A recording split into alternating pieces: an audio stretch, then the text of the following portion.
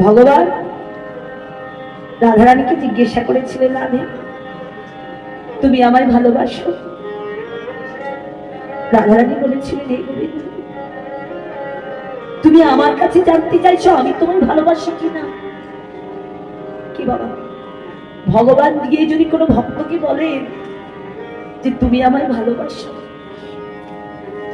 ভক্ত কি বলবেন? ভক্ত কি কখনো বলতে পারবে না যে সে ভগবানকে কতটা ভালোবাসে?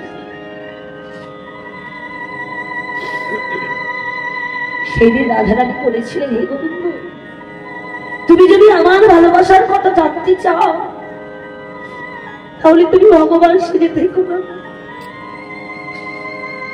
তুমি যদি ভক্ত হতে পারো